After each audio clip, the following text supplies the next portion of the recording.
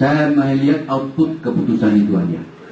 Output keputusan itu merekomendasi 18 lolos. Jadi dari 16 tambah 18. Yang menjadi persoalan sekarang, dengan lolosnya oleh suatu badan resmi menurut undang-undang yang memutus di lingkungan administrasi KPU sendiri, karena ini merupakan suatu check and balances, saya katakan keputusan tersebut dikoreksi oleh suatu badan resmi yang disebut oleh undang-undang, dan badan resmi itu mengeluarkan suatu keputusan rekomendasi penting, yaitu lolosnya 18. Menurut saya, ya, kalau memang ini badan resmi dan kewenangan resmi, berarti yang lolos verifikasi administrasi itu bukan lagi hanya 16, sudah tambah menjadi 18. Nah, harusnya yang 18 itu harus masuk pada tahap verifikasi faktual. Itu pendapat saya, ya. Nah, barangkali inilah yang menjadi dipersoalkan, kenapa tidak dimasukkan dalam suatu pertimbangan yang mengenai hal yang kita sudah bicarakan tadi. Kalau seandainya dimasukkan ini kepada suatu pertimbangan, mungkin keputusan daripada nomor 5 ini tidak akan demikian. Di mana saya tadi sebutkan, untuk mengambil suatu keputusan, terutama keputusan yang sangat menyangkut publik, harus menghimpun semua elemen-elemen yang terkait secara cermat dan mempertimbangkannya. Kalau ada satu keputusan yang tidak dihimpun dan tidak dipertimbangkan, tapi toh ada suatu keputusan, berarti keputusan yang tidak cermat atau keputusan yang sewenang-wenang. Nah ini, bagaimana menerapkan ini di dalam kasus ini, silakan. Ya. Jadi di sini juga tidak boleh ada perbedaan ketentuan terhadap yang 18 itu dan ketentuan terhadap yang 16. Karena ini sama posisinya begitu dikeluarkan oleh Dewan Kehormatan. Tidak boleh lagi ada itu. Kalau ada perbedaan, sudah melanggar apa yang disebut azas dalam ilmu azas hukum pemerintahan, itu azas hukum pemerintahan bertentangan dengan azas persamaan dalam perlakuan dan bertentangan dengan tournement de pouvoir, misalnya, gitu ya. Saya kira sementara sekian. Ya, terakhir ya, perlakuan yang sama diterapkan kepada 16 partai politik, termasuk 18 partai politik. Dari perspektif waktu, itu jelas berbeda. Tetapi dalam amar putusan DKPP itu menyatakan bahwa tidak boleh mengubah waktu itu. Meskipun fakta 18 partai politik relatif singkat waktunya dibanding 16 partai politik. Bagaimana menurut saudara saksi? Maaf, yang mulia, yang dimaksud waktu apa ini? Jadi waktu verifikasi faktual, 18 partai politik dan 16 partai politik ini berbeda. Iya. Karena sudah mepet waktunya. Nah, dalam amar putusan DKPP itu menyatakan itu tidak bisa diubah. Batasan waktu terakhir verifikasi itu. Jadi sudah seperti itulah misalnya batas waktunya. Tidak boleh KPU itu melakukan perubahan terhadap jadwal waktu. Tetapi fakta ringan, partai politik yang di 18 itu sedikit waktunya memang dibanding di 16 partai politik sebelumnya. Menurut saudara saksi ahli, itu bagaimana? Saya mau bertanya juga sebaliknya. Ketentuan yang mengatur jadwal waktu itu apa? Peraturannya? Peraturan KPU. Peraturan KPU. Dan menurut putusan DKPP itu tidak boleh diubah. Oke. Tahapannya. Saya tetap berlanjut kepada hierarki perundang-undangan yang dalam teori hukum yang kita sama-sama memahami, teori Hans Kelsen, Student Borders Recht, teori piramida. Kekuatan hukum yang di bawah itu adalah karena kekuatan hukum yang di atasnya yang secara gradual sampai kepada ground law. Ini tidak boleh disimpangi.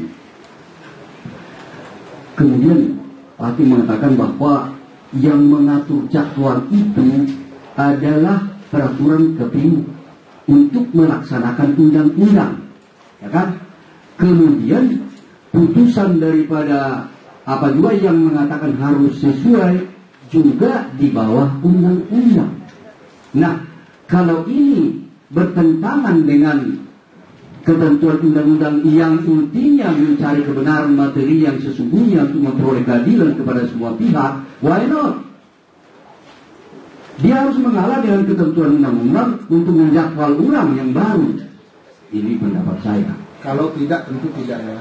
Ya, jadi kalau ada alasan daripada putusan dengan membatasi seperti itu kalau bertentangan dengan undang-undang atau undang-undang tidak, hakikat undang-undang disimpangi, saya kira itu termasuk hanya keputusan administrasi yang jangan terlalu jauh, karena kekuatan hukum yang di bawah ini secara gradual harus bersumber dari atas.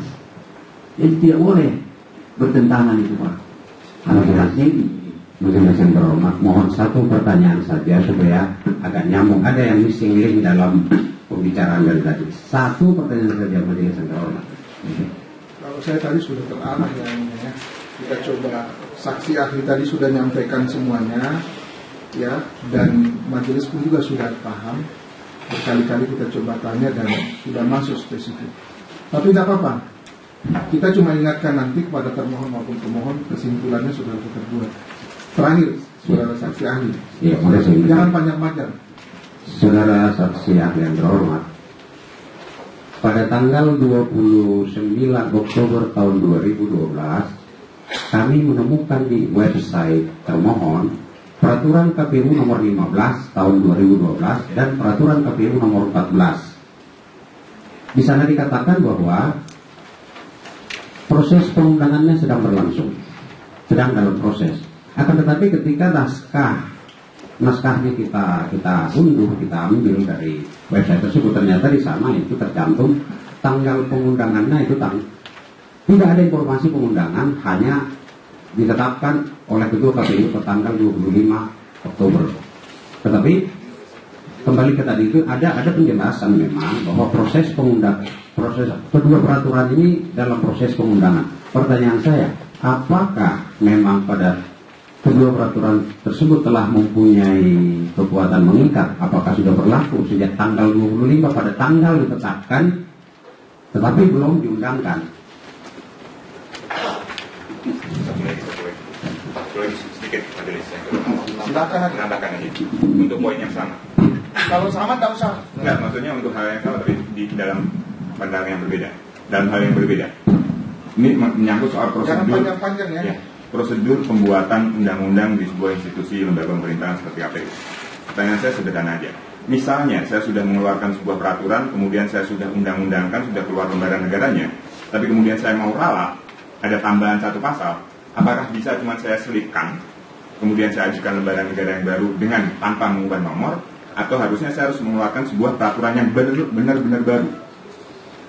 Itu aja. Terima kasih. Apakah ketika saya hanya menyelipkan dengan nomor yang sama, itu apakah melakukan pelanggaran prosedural atau tidak? Terima kasih.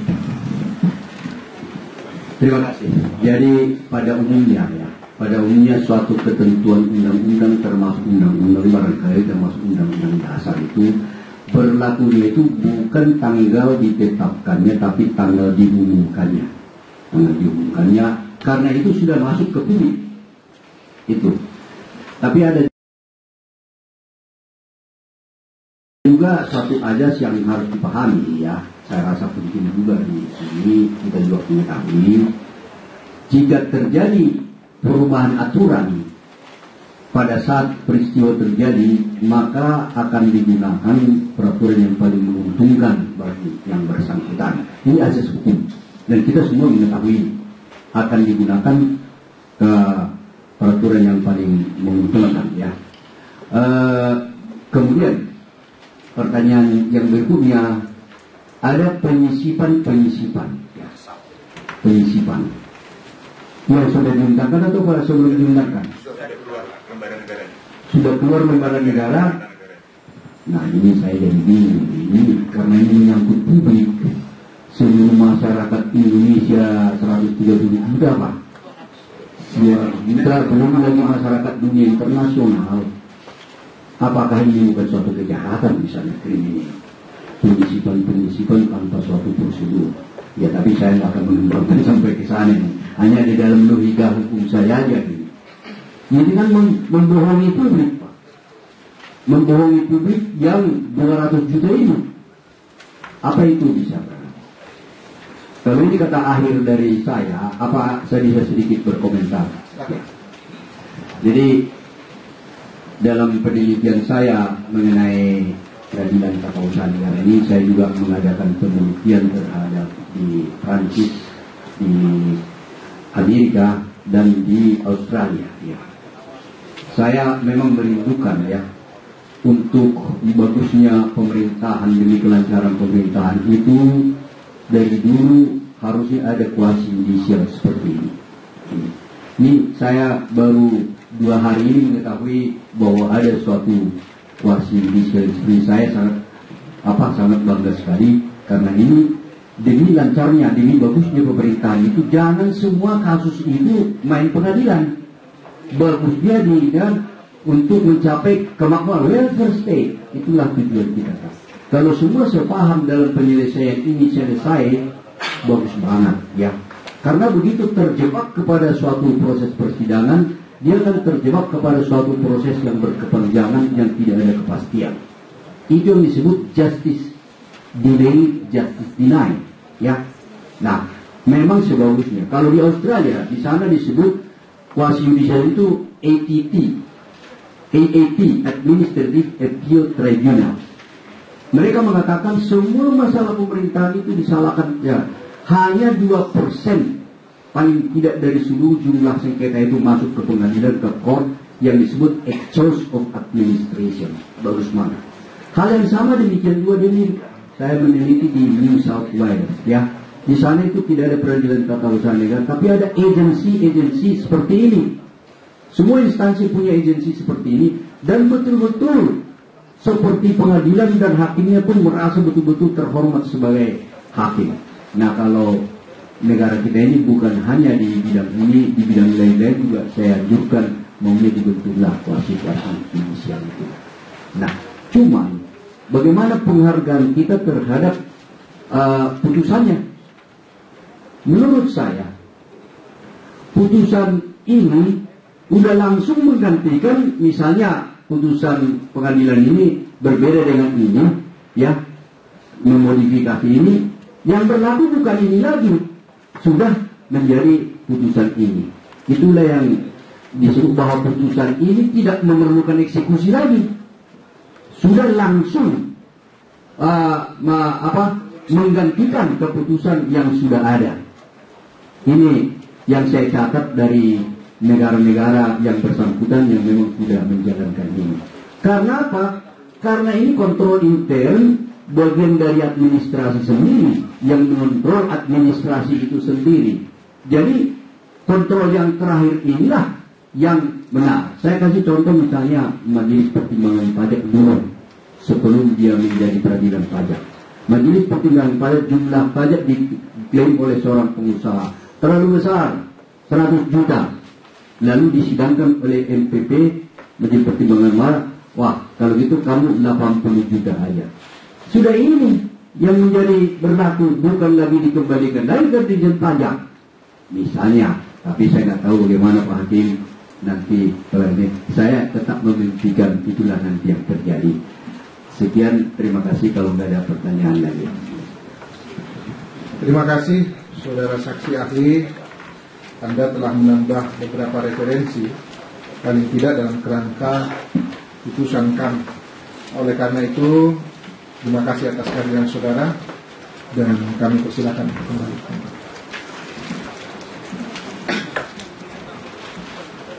Mohon maaf. Ya.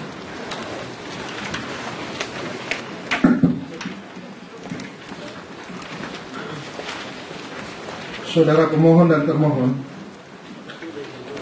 Anda dari tadi diminta untuk sekali lagi tolong disiapkan kesimpulan dari masing-masing, ya, kesimpulannya. Dan besok kalau misalnya sudah ada, serahkan saja. Ya, kalau belum ada, ya besok juga nggak jadi masalah. Tapi kalau sudah ada, silakan sampaikan kesimpulan itu. Ya. Dan sekali lagi terkait dengan persoalan bukti-bukti, karena kita akan bicara pada persoalan fakta dan data yang ada, coba berikan kami sebuah keyakinan terkait dengan persoalan bukti Anda.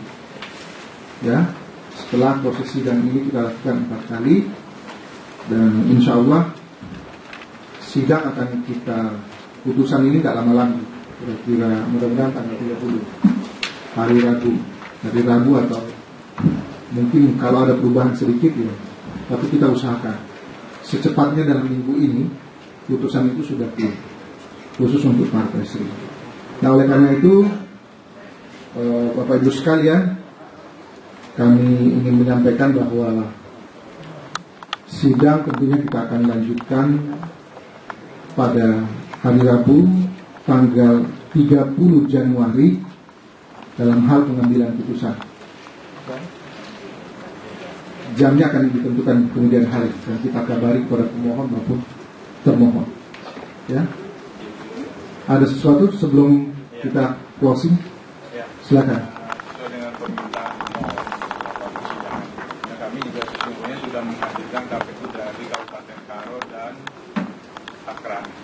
Namun demikian karena mengingat waktu dan sebagainya, kami mohon pertimbangan majelis apakah keterangan dari KPU yang belum disebut dalam bentuk tertulis. Tinggal Karo ya? Karo sama ada 2. Kabupaten Pakran. Fak ya. Nah, maju aja di sini dulu sebelum kita ini tutupnya. Maju aja sini. Mana Karo sama Fak. Fak Barat. Jadi biar semuanya clear. Meskipun ini hanya singkat. Nama dari mana? Kabupaten Karo, Pak. Kabupaten Karo. Dengan Saya Bulungan. dengan nama siapa? Saya Bulungan.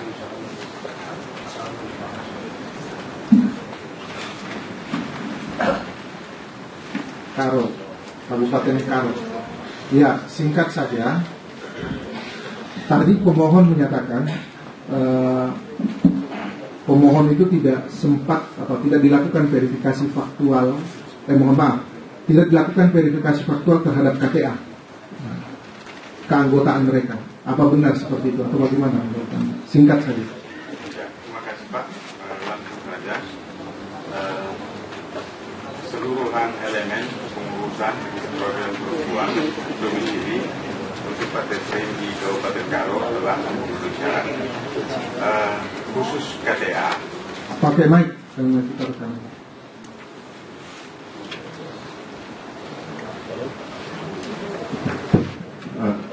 Seluruhannya memenuhi syarat, khusus KTA tidak memenuhi syarat karena dari jumlah penduduk 312.204 dan sampel untuk Partai Sri dari 381 itu 39 menandatangani atau tidak menandatangani F12 sebanyak 10 orang, sehingga tidak mencukupi untuk proyeksi mencapai 312. Kenapa yang FS? TMS itu 10 Pak. TMS 10. Ya. MS 29. 29. Jadi Itu menunjukkan. Ya, terima jadi kasih, tetap Pak. diverifikasi terhadap keanggotaan. Yang kita perlu pastikan adanya lampiran 2F8 plus F12 nya kalau memang ada. Pemohon diserahkan ke majelis pemeriksa. Lampiran 2 F8 ada Pak. Sampaikan atau saya. Iya, nanti pokoknya seluruh kelengkapan data-data Anda sampaikan semuanya. Ya. Mana tadi dari fak mana? Sebentar, yang mulia lagi kamar mandi, saya sudah telepon. Ke kamar mandi ya. Saya pikir sudah cukup lah ya. Ya, sampaikan tertulis saja sudah cukup. Baik, Bapak Ibu sekalian, saudara pemohon maupun termohon, sidang kali ini merupakan sidang yang terakhir dalam konteks pemeriksaan. Semuanya kita sudah lalui ya, selama dari hari Senin yang lalu kalau tidak salah, dan sekali lagi tanggal 30 kita akan ketemu ya, pokoknya minggu ini kita sudah putus perkara khusus untuk kontes. Demikian, atas kehadirannya sidang kita nyatakan akan dilanjutkan pada tanggal 30 Januari 2013. Demikian, sidang kita tutup. Terima kasih.